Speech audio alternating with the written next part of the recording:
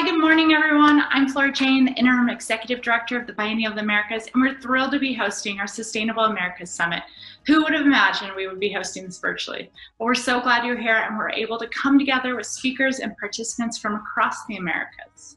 Hi, good morning. My name is Robin Swanheiser. I am the Programming Director of the Biennial of the Americas. We have an exciting lineup for you this week with over 26 speakers and artists from 13 countries. We created a unique lineup sure to inspire, engage, and motivate, and we hope that you will enjoy our content.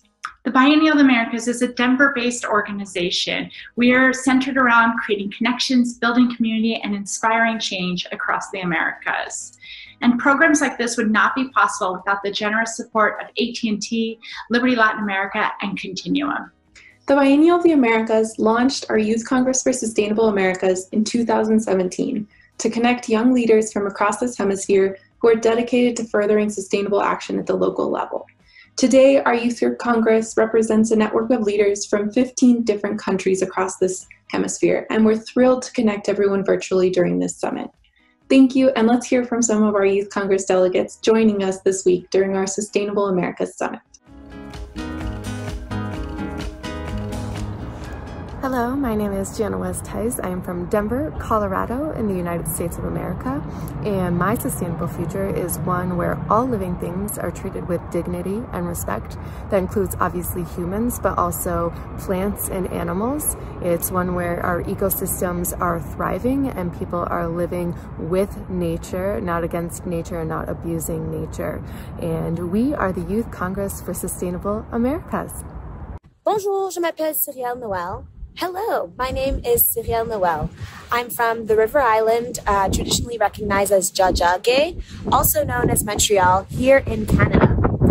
This will be my second summit, and I'm super excited to attend. A vision I have for a sustainable future is one that doesn't overemphasize the green, but also considers the blue. We are the Youth Congress for the Sustainable Americas. Hola, soy Ismael Salomón, miembro del Youth Congress y delegado de Guatemala. Soy fundador de la ONG CIDES, una ONG guatemalteca que trabaja en proyectos de desarrollo sostenible en el ámbito social, político y ambiental. La pandemia del COVID-19 y los eventos climáticos más recurrentes nos dicen y nos demuestran que es momento de trabajar por un futuro sostenible.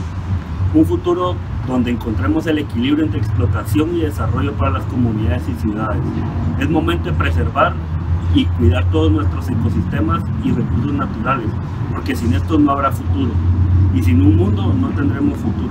Es momento de trabajar por ellos todos juntos, unidos, para proteger el universo. We are the Youth Congress for Sustainable Americas. Hola, soy Kelly Yacira Valencia, bióloga de Arauca, Colombia, y trabajo en la Fundación Neotropical Cuencas, realizando trabajos socioambientales. Hi, my name is Victor Rujano and I'm from Maracaibo, Venezuela. I'm the current director of CIMAS, a non-profit organization aiming to promote and defend the rights of indigenous communities and the right to a safe environment in Venezuela. My vision for a sustainable future involves all people regardless of color, race, ethnicity, sex, gender, or nationality working together for the development of our communities and the protection of our environment. We are the Youth Congress for Sustainable Americas. Hola a todos, my name is Sophia Ernst and I'm a delegate from the United States. My vision for a sustainable future is one where we can use our collective knowledge to benefit our Earth and all of us that rely on it. We are the Youth Congress for Sustainable Americas.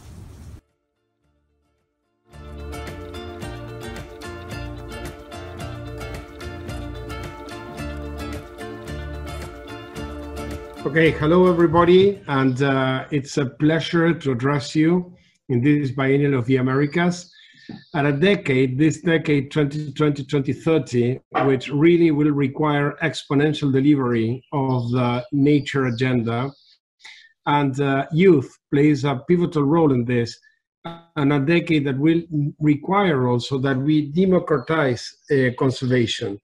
Because we need to mobilize citizenship, we need to influence policy and industry practices in order for this agenda to go to scale. So I'm Santiago Gaula, and I'm from the Nature Conservancy.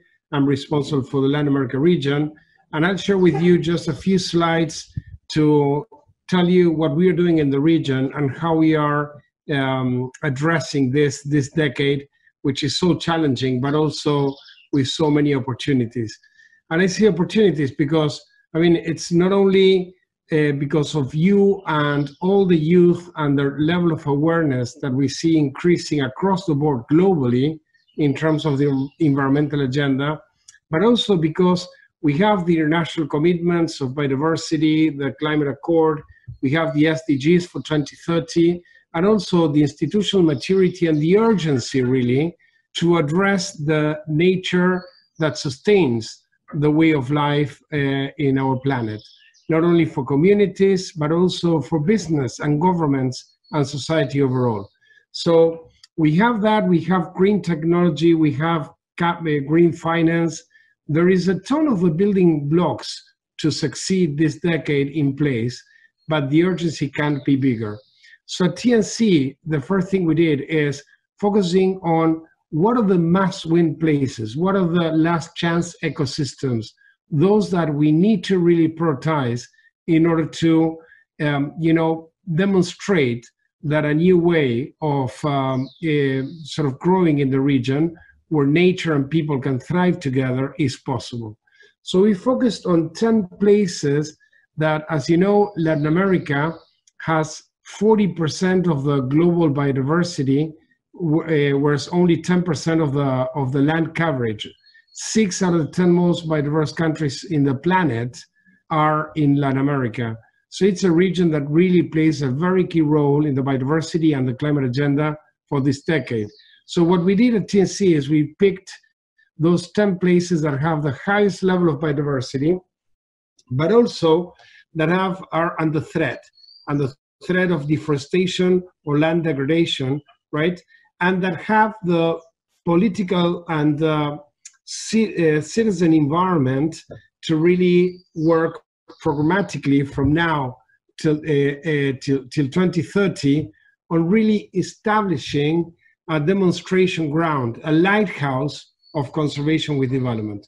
And those places are going to be quite obvious for you guys, but it's places like Baja California, La Selva Maya and the Mesoamerican Reef, Magdalena Cauca, all that, sort of water basin in Colombia, Orinoquia and Los Llanos, the Amazon, right, the biggest one, Cerrado in Brazil as well, the whole Atlantic forest and the Chaco region, more going to the south, and then Patagonia, the Humboldt Current, and the Mesoamerican dry forest as well, and the Chilean Mediterranean. Those are the 10 iconic places that we picked for TNC to focus on this decade. So when you look at the Amazon as one of the most pivotal places, and you probably heard the research from Tom Lovejoy and the work that Carlos Nobre in Brazil is doing around the tipping point, right? There's quite a lot of science and evidence that if the Amazon keeps the rate of deforestation, if it reaches to a 20% more of deforestation, that will really, reach a tipping point by which the hydrological cycles of the Amazon will stop, and they're already being altered in some of the places with more deforestation, and this will throw the whole region into a savanna if we don't stop this, because the rain produced in the Amazon is not just important for Brazil or the 8 countries that are covered by the Amazon, but it's critical for the whole of South America, including Argentina, Uruguay, Paraguay, etc. The only exception is Chile, because the Andes act as a barrier to that humidity, to that hydrological cycle. But anyways, the Amazon stores 86 billion tons of carbon annually, right? So it's a vast carbon reserve, and it's home to 1/3 of the world's species, and more than 30 million people live in the Amazon, including 2.7 indigenous people. So this is an important thing where TNC invested very, very early on for 30 years working in the Amazon to support the voice and the power of indigenous people as the wise communities and the guardians of the rainforest. And this is an important, strategy today when many of these communities are vulnerable and under threat of different policies and governments. And then the Amazon also, when you look at Brazil, that has 40% of the deforestation in the state of Pará. That's the biggest state in Brazil, the biggest Amazonian state, and accounts for more than 40% of the deforestation in the Amazon. And it's a state where, securing land rights will benefit 40,000 families that today don't have title to their own lands. And this land titling is an important protection strategy as well, because without ownership, without possession, without legal rights, it's difficult also to protect those territories, to access to credit, and also to penalize illegal deforestation, right? So one of our key strategies there is to fuel and advance the land titling in the state of Pará. And we're working very closely with the governor on a platform called Amazonia Agora, which is a platform to reduce deforestation and support sustainable local production, increasing the investment in low carbon strategies to revert the level of deforestation, but also to offer opportunities in the space of bioeconomies or in the space of any other, quite frankly, production that is made sustainably, like agriculture or even cattle ranching, when it's done with zero deforestation and full traceability. So when you look at the role of conservation in this decade, I mean, clearly people used to talk about, we need to have a zero negative impact or reduce the negative impact on the environment. And companies and countries began to measure their impact. But that's not enough. I mean, business as usual, obviously, will be like walking slowly towards a cliff. That will be a disaster. But when you look at conservation efforts, I mean, the level of action needs to not only reduce the negative impacts, but we are now on a phase of restoration, of regeneration. We need to move very quickly at reforestation or restoration through bioeconomies of these lands. Because if we don't do that, the pace of recovery won't offset the level of degradation that is still going on in the region. So I'm 50 years old right now, so I'm not a youth or a young kind of a leader at this point in my life, but putting myself in your shoes as young leaders of the biennial, I mean, I don't know, I can't imagine a more important decade to be a leader today. And I can't imagine a more important decade to initiate things or to think big, because clearly, I mean, the wind is in your sails. The wind is in your sails in terms of aligning your intelligence, your capabilities, your energy towards finding these solutions is not only incredibly urgent for the planet, but also it will see more and more risk capital or equity being invested in those entrepreneurships or those services or green technology or all the ideas, all the ecosystem of development around the restoration agenda. And of course, if you want to join TNC, that's another excellent alternative. So you need to contact us or any other big international NGO. I mean, this is a moment, this is a decade to really look for integrating, what we care about, our purpose with our profession and capabilities. All the conditions are there to make this a big decade for you guys as, as young entrepreneurs, right?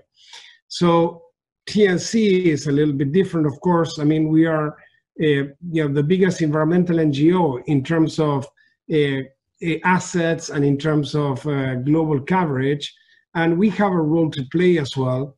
But what we are focusing on is, I mean, there's no excuse right now to drift or drag our feet in aligning policy incentives and subsidies to restoration. I mean, the case for society, for business, for communities, for governments, etc., is loud and clear. Actually, if countries don't align their policies or create an enabling environment for sustainable development, they will begin to risk investments, and they will be also risking the capacity that they have installed in terms of industry or agriculture in their countries. It's becoming really a competitive agenda for countries, and actually a national security agenda for food, water, and many of the environmental services that nature provides. So we at TNC, and with the Latin American Conservation Council, that is a group of industry leaders and leaders from science and academia that helps open doors and helps advocate for this agenda, we are doubling down on these iconic places to really align the subsidies and the incentives and the penalties as well to the nature agenda. We are also advocating for industry practices. We need companies to accelerate change. We need value chains like the beef value chain or the soy value chain, to really become carbon neutral urgently, right? And all the conditions are there to make this happen. But we also need new businesses. We need these economies of biodiversity so that we can really put a value on nature and the standing forest. So that's the first thing we do, advocate for conservation. The second thing we do is we have many, many years, decades of experience in conservation. So we are aggregating knowledge, and we are also building our capabilities to support local capacity, to transfer that knowledge, to make sure we deploy those best practices so that implementation can go faster, bigger, and cheaper as well. That the return on capital employed on the implementation of conservation is super efficient. We need to become way more efficient and effective as a sector if we want to turn or move the needle in this decade. And we need to collaborate more. This is another, I don't know if it's a cultural thing or sort of a consequence of the business model of the NGO sector, which is so project-centric, but we don't see enough collaboration. There is competition for resources, duplication of efforts, atomization of projects, incrementality in the mindset of how we think about this. We need to change this. We need to really begin to collaborate and integrate those resources so that we can have a shared agenda and we can make the whole bigger than the sum of the parts. Because otherwise, that's not going to happen. You are all young, and you are together, and the biennial is a great platform for collaboration. You build relationships, you build trust, friendship, and also learn from different projects in order to capture the synergies and take those projects to scale. And the last thing we are really focusing on is on closing the gap on green finance. And as you know, conservation, nature still requires, exponential investment to make this happen. And the instruments are there. What we need is to really create that pipeline of very solid projects so that we can begin to mobilize that finance, carbon markets, debt for nature swaps, blue bonds or green bonds. There is a suite of tools that we can use to really begin to catalyze the resources that are needed to accelerate the agenda and take it to scale. So those are the comments I just wanted to make today. I encourage you to keep connected between yourselves, to keep sharing best practices, and to think in terms of, with optimism, that this is the decade for you. This is the decade where you can really make a huge difference. And we are here to support you, and anything that we can do from TNC or the partner organizations, please reach out and we'll make our best to, empower and support your efforts. Thank you very much.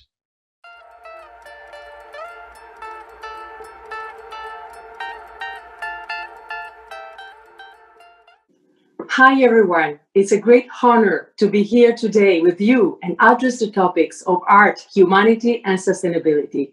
My name is Federica Donato. I am an Italian artist and designer. And since I arrived here in the US 2 years ago, I have become a more committed activist. Not out of the rage of resentment, but rather inspired by the positive attitudes that I have perceived around me. In the US, what strikes me is a genuine compassion in so many communities towards those in need. What I've experienced here is a strong sense of hope and solidarity. Keep believing, I've heard so many times in this country. Now, the pandemic has reminded us not only our individual vulnerability, but also our mutual dependence. The pandemic is a call to action. And this is why, over the past few months, I felt the moral obligation to use my personal and professional skills to combat inequality. Being aware that we are a part of a larger we, I decided to set up Art for Humanity, a platform for social engagement that calls for action to impact and improve the lives of disadvantaged people through art, culture, and education.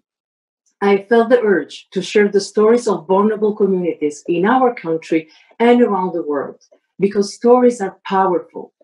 Brains operate in pictures, and a story has the ability to paint a picture in the mind of another individual. And I believe that it's by watching, by immersing our lives in other people's lives, and by truly listening to them, that we can empathize and use our moral imagination to better understand what needs to be changed and to envision the full range of possibility that we have to become agents of positive change. And in the virtual world of today, we can do this from Bogota to Dakar, from Washington, D.C. to Kathmandu, from Rome to the refugees camps in Greece, as I've done in the past few months.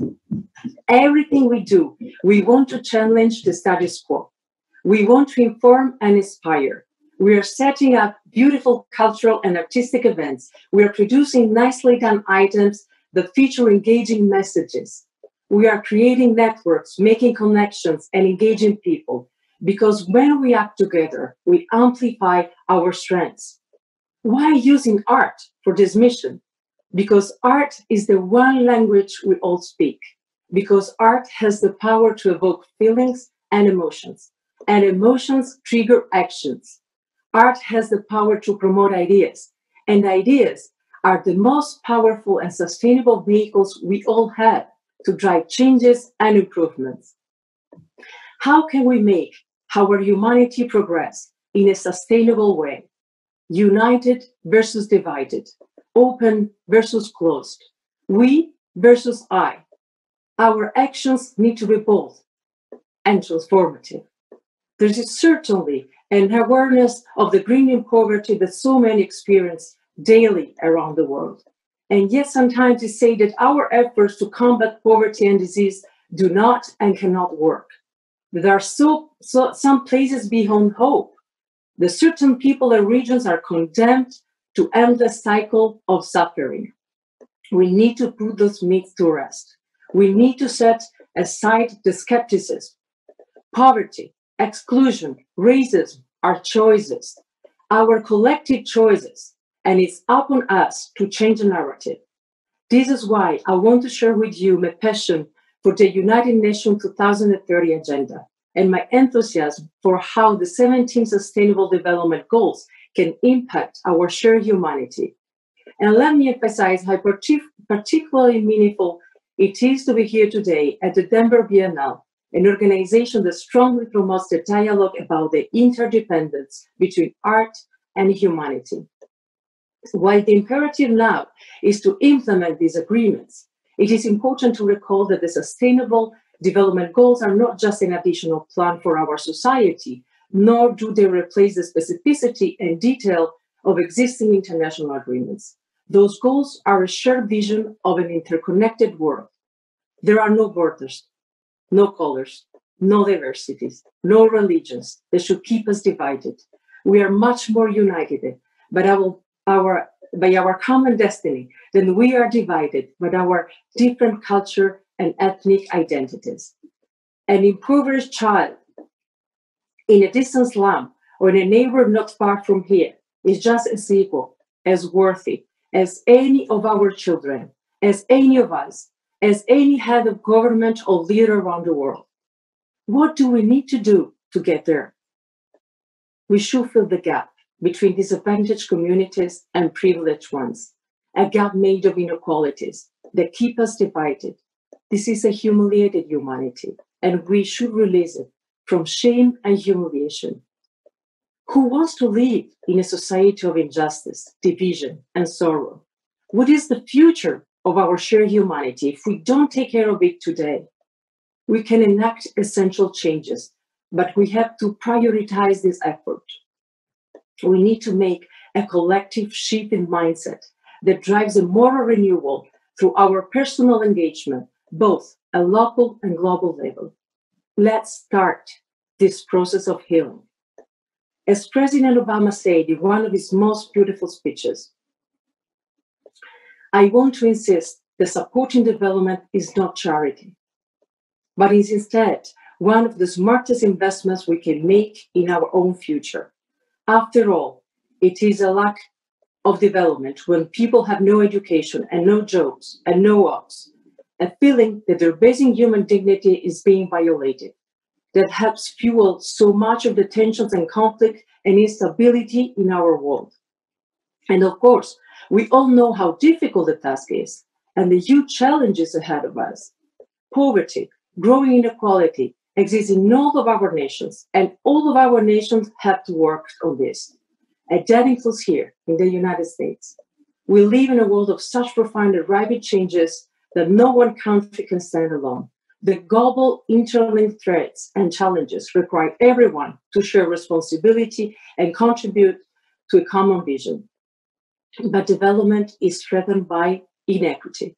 When poor children are more likely and get sick and die than children in wealthy neighborhoods just across town, when rural families are more likely to go without clean water, when people face discrimination because of their ethnic or religious identities, because of gender or sexual orientations, that holds all of us back. No one should be left behind just because of where they live or what they look like. We should be aware of the danger of remaining divided. So far, we are not all in this together. Development is threatened by old-fashioned attitudes, by prejudice, ignorance, and fear, all stemming from miseducation. Access to education is the key. Our political or religious orientations don't matter. The big divide is open versus closed. In too many places, girls are less likely to be in school than boys. Globally, women are less likely to get a job or have a career than men. One of the best indicators of whether a country will succeed is how it treats women. When women have access to education, they are empowered. They have a choice. They can have a job or not. They can contribute to the flourishing of their local societies. Gender equality makes our societies healthier and more prosperous. So we must invest in quality education for all, with a focus on women and girls.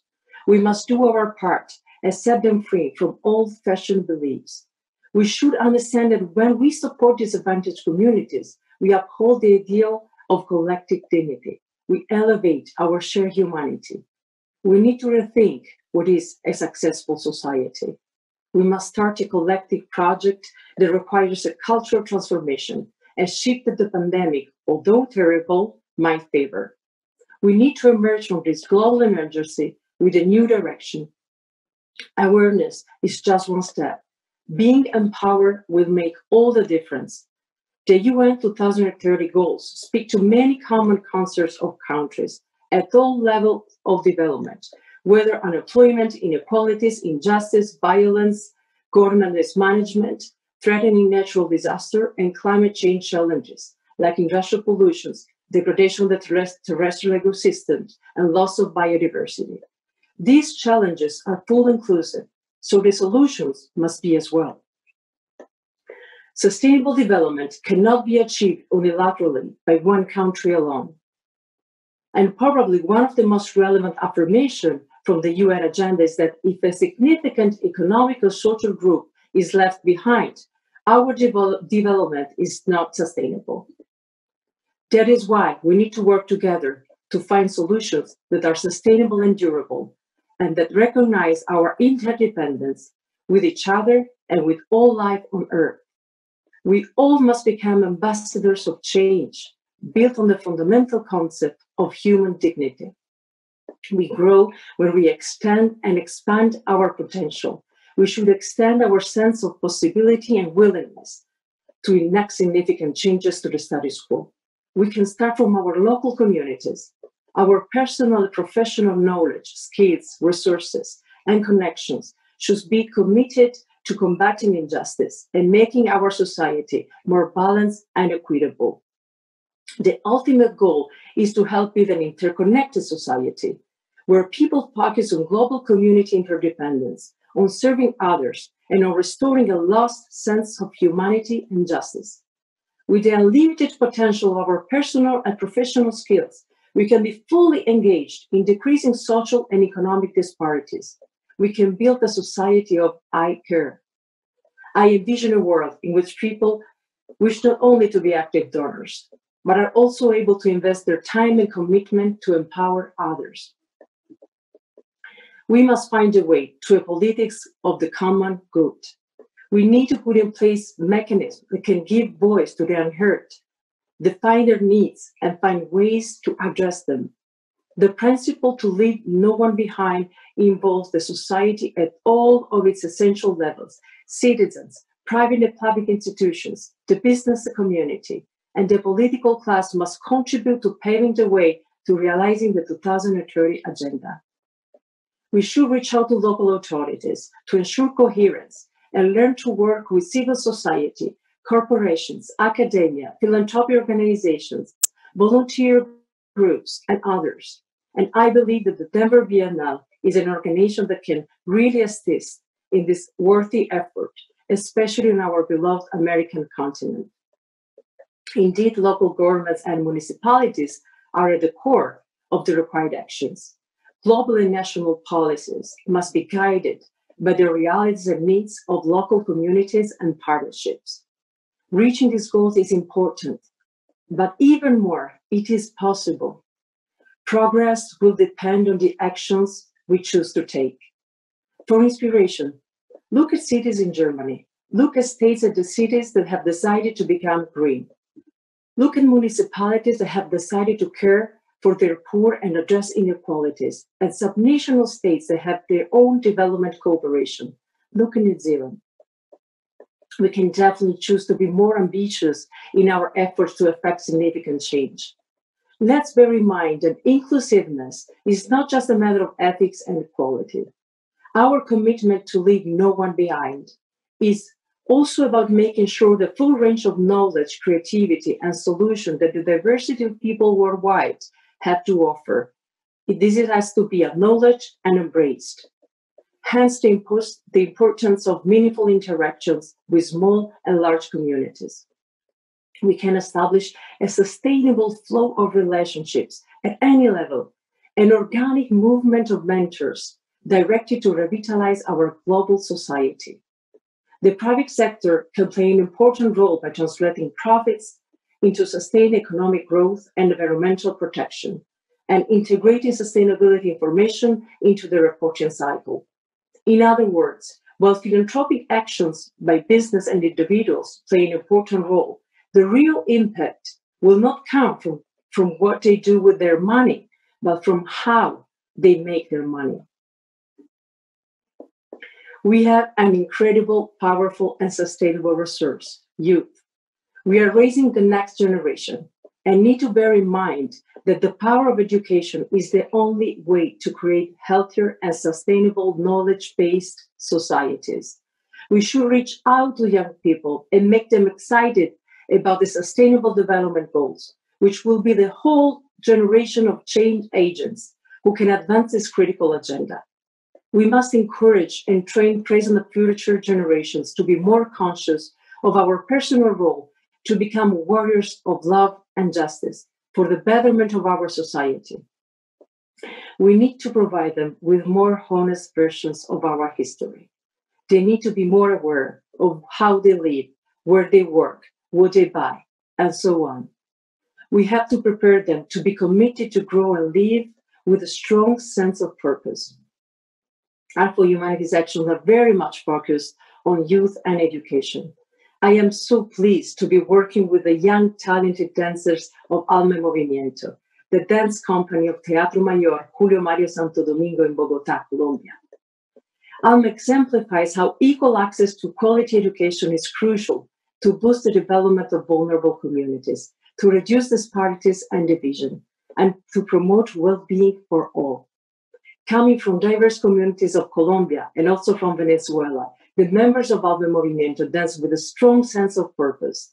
Humble yet determined, vulnerable yet strong, they are already committed to do their part and return to the world what they are taken from it. From an anthropological perspective, Alma Movimiento is a wonderful social cultural experience. It is a network of social interactions that impact knowledge and beliefs, social behaviors and values.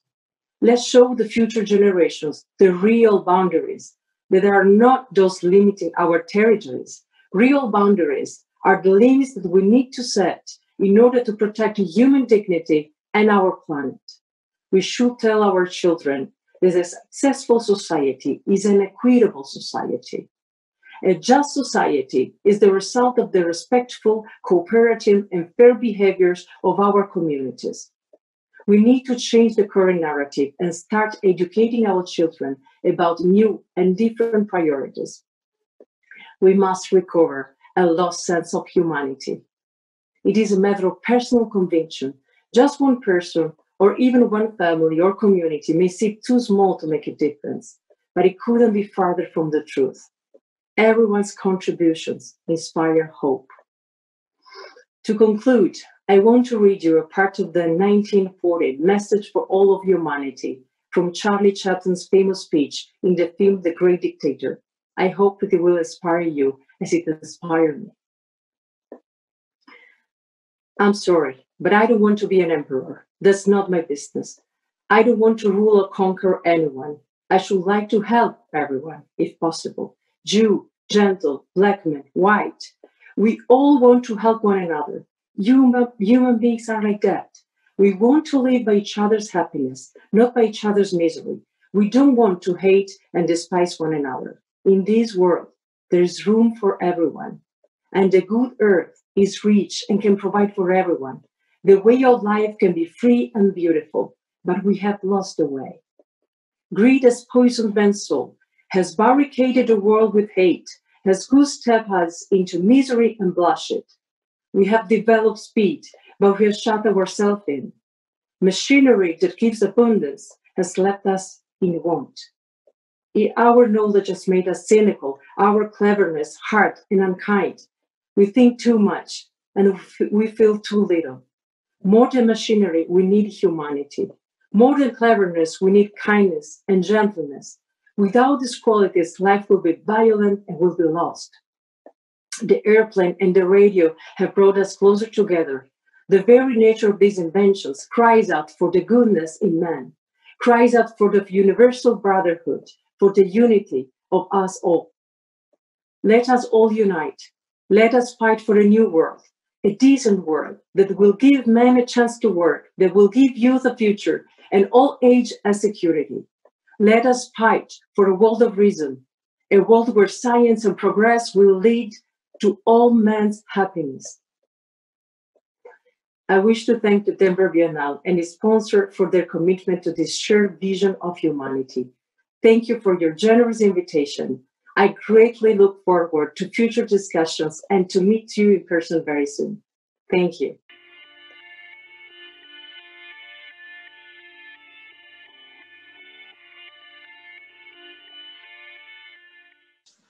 What's up, y'all? This is DJ Cable and Alchemia, sending much love, peace, and blessings to everyone out around the world who's starting to get more involved with environmental action.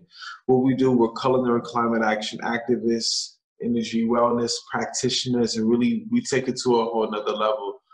We represent Be the Earth Foundation. And what we're trying to do right now is actually show people a different way of how to get involved with the planet by growing your own food.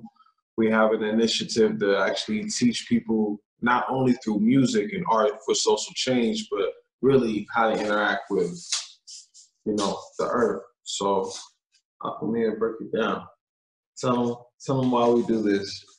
Yeah, so, our bodies are the earth element, right? So I think a lot of the time we separate ourselves from nature when indeed we are nature. So it starts with, again, a shift in mindset, our beliefs, which becomes our results, and at the end of the day, right? So if we don't like the results that we have now, we're gonna have to plant different seeds.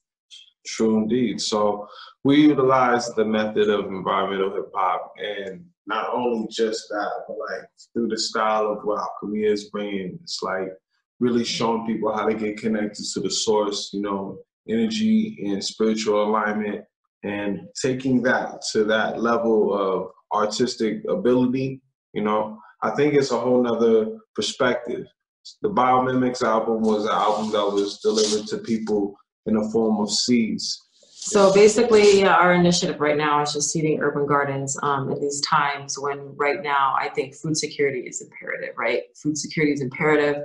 And also I think that in addition to us taking a closer look at our food in terms of where it's coming from, how we're growing it, and honestly making sure that we're able to feed our communities, with our immunity being under attack, we can see just from all levels of why we do what we do with the planting of the seeds.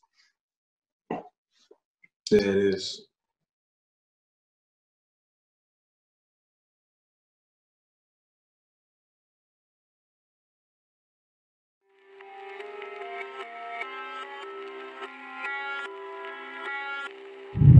I got so much seats, I got no more land. Pull up on your block in that veggie van. Keep my broccoli local like I always did. Give me a bucket or two, watch me go plant in the streets. I got so much seats, I got no more land. Pull up on your block in that veggie van. Keep my broccoli local like I always did. This that eco hip hop, healthy for them kid. Yeah.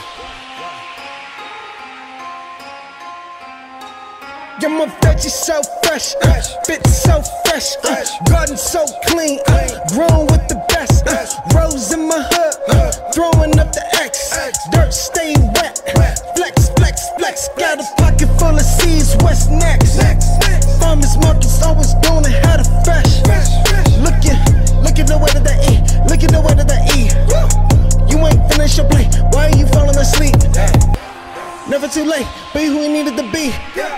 Meet me out in the wood, ready to plant in the tree. Homie, I'm good. Big green growing, big green. Sprout that life. Big green growing, big green. Sprout that life. Big green growing, big green. Sprout that life. Big green growing, big green. Sprout that life. Big green growing. Sprout that life. Big green growing. Sprout that life. Big green growing, big green. Sprout that life. Big green growing.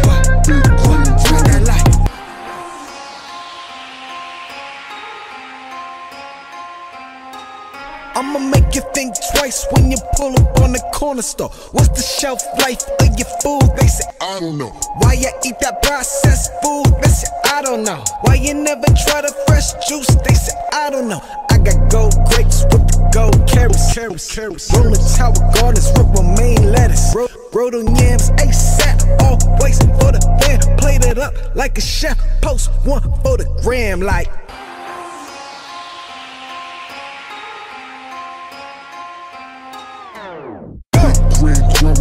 Big green, sprout that life. Big green growing, big green, sprout that life. Big green growing, big green, sprout that life. Big green growing, big green, sprout that life. Big green growing, sprout that life. Big green growing, sprout that life. Big green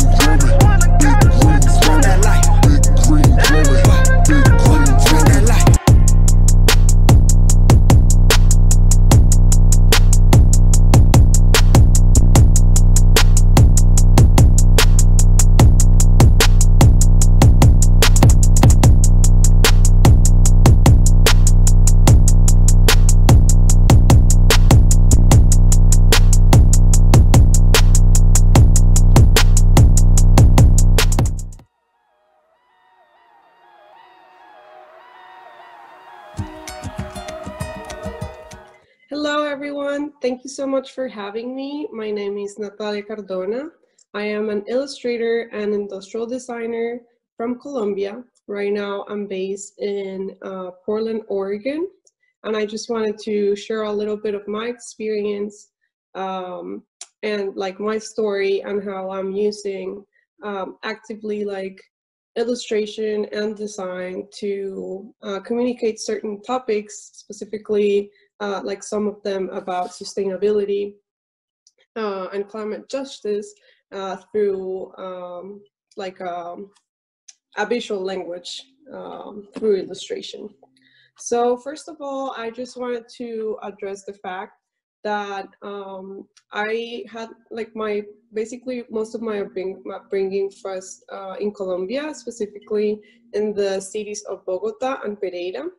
And Pereira was like the city where I like pretty much spent most of my childhood, and I had the fortune to be raised in a sort of rural community in which I had a very close relationship with nature. In which like I had access to bamboo forest. I was always in contact with certain like sort of endangered species or just like endemic from that area. I was able to go in hikes to mountains, to visit lagoons, to just like bathe on like the richness of biodiversity that Colombia has. And that certainly like that's something that I've always carried with me, and that has like really inspired my work through like all my life. And I feel that that was like the first step in my upbringing that actually made me connect to nature in a way that not only like made me inspired by it, but also made me deeply care about the future of all this like natural environments, about the future of this endangered species, about the future of the communities that lives in these areas. So I also want to address the fact before we continue that I was raised in a very privileged position. So right now, like my point of view, it's from a privileged space, which I'm completely aware of, but I just wanted to put that as a footnote because obviously I am not like my family has never been sort of like directly impacted by climate injustice, but I do have the notion of like how important nature is because of how close I like grew like into it.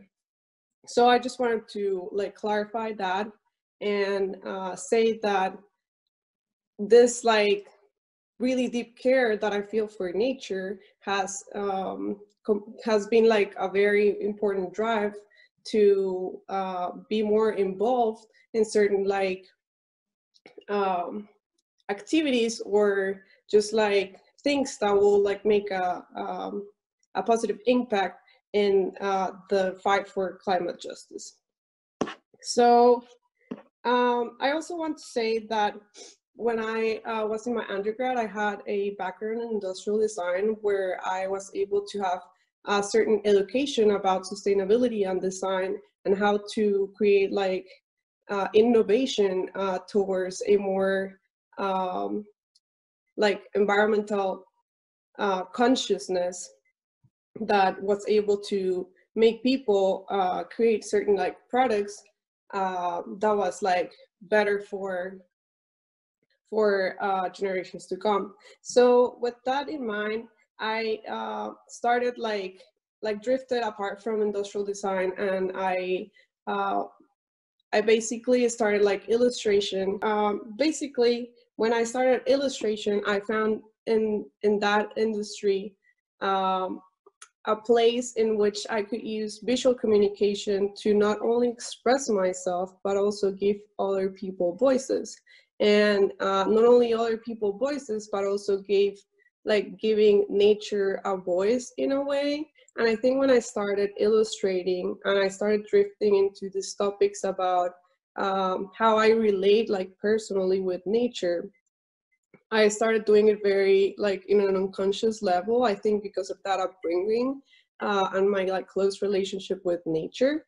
But the more I started doing it, I realized that there was actually a big opportunity for change in which I can use my own images and my own like creative work in the advantage to work towards this kind of like climate justice fights.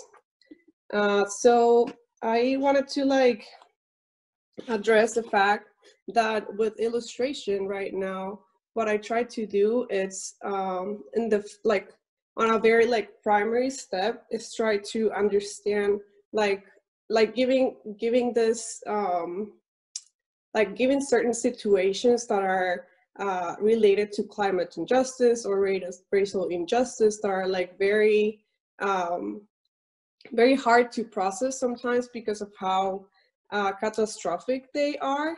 And I use illustration to, first of all, make it like make sense for myself and try to communicate that idea to others. And in that sense, I want to pull out an article about called "The Science of What Makes People Care," that it's written by Anne Cristiano and Annie Neyman. I'm sorry if I'm not pronouncing your names right.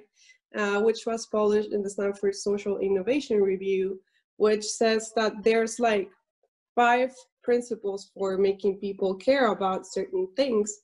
And those principles are 1, join the community, 2, communicate in images, 3, invoke emotion with intention, create meaningful calls for action, and 5, tell better stories.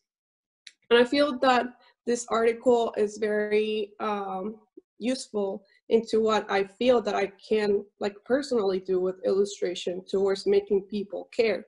I feel that specifically my illustration work, and this is something that I've been like sort of questioning myself for a very long time. It's like, why do I illustrate, and why do I try so hard to communicate my feelings into images?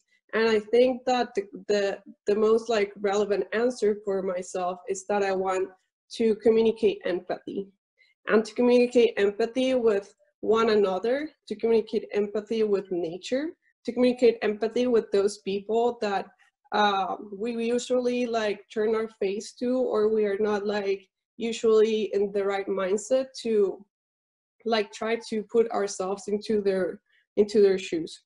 So with that in mind, I feel that I try to communicate empathy in the way that if I try to embed like all these feelings that I feel, I will be able to make others feel those feelings as well. And in this article, I thought that it was very interesting, the fact that when they say join the community, that's why I'm saying that I started using illustration on a way to try to make sense of all these things. And that way I was like slowly approaching this community and trying to unfold all this like climate issues and like racial injustice that was happening, and trying to make it like have a sense in my mind, I guess. After that, like I feel that with the idea of communication with images, illustration is very like impactful in that way, because once I process all this like sort of abstract things, I can like sort of ground them in the way of images to make people understand them in a more concrete way. This article, it also says that most of the time people pay more attention to information when they make them feel good, and when they make like a positive impact, like, and make like a connection with the feeling of awe. And I feel that that's what I want to transmit all the time with my images. And I guess like I would like in this point to like put an example of like my work on the images that you guys are probably like looking at right now.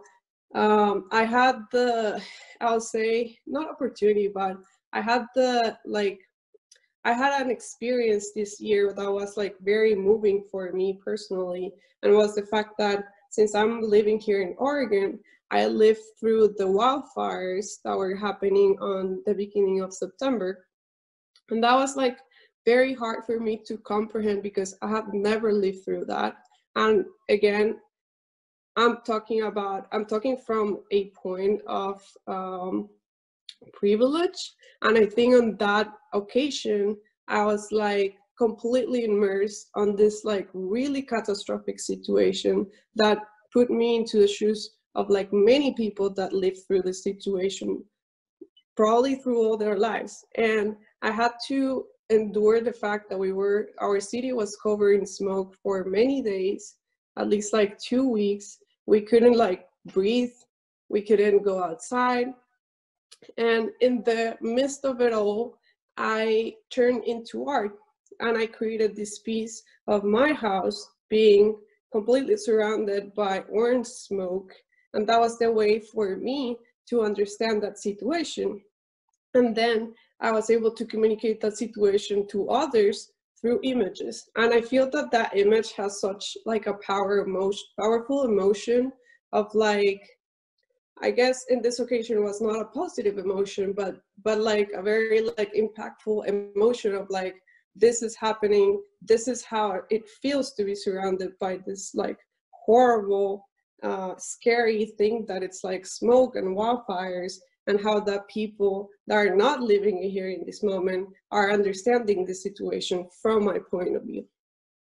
But yeah, in other like examples that I'm giving of my work, I will say that most of them, excluding this one, are always trying to communicate a positive feeling of empathy, of awe, of happiness, of community.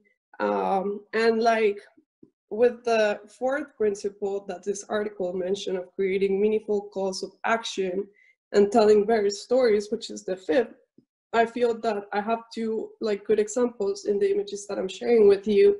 And it's one, the poster that I did for Amplifier for their call of art for this year, which talks about building like communities and communities with like mental health as a priority.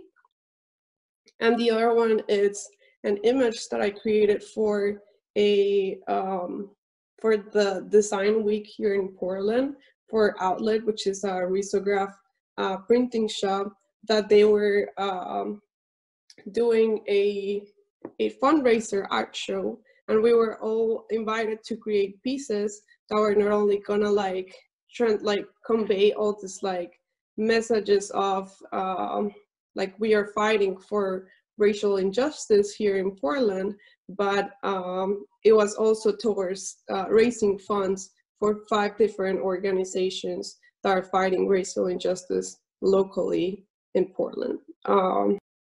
So that was like a good example of how we can turn like art pieces into calls to action for a better like chance to make an impact, if I could say. And with the poster for Amplifier, I feel that it was like a really being affected for different situations right now, especially for COVID, and that was like the main goal when I designed that poster. It was to convey the fact that even if we are not together physically, we are still together in the distance, and that's why the poster says support systems goes the distance, because that's how I felt when I made that poster. I am very far away from my family, from my friends, but still I feel that we're all together when we like actively are trying to help each other. But yeah, I feel that other than that, illustration in general, it's like a really, really important tool for people to just like trying to visually communicate something. And it often does that when things are communicated on a metaphorical way, on an image level way, people really like understand these topics and are easier for them to resonate with them, and try to actually make them either change their mind if they don't think your cause is worth fighting, or make people who are interested to be even more interested and call them to actions, and try to make people more aware of all these issues that are going on around us, and make people care, and make people care about each other, and make just keep sharing the feeling of empathy that I want to convey with my work. Thank you so much.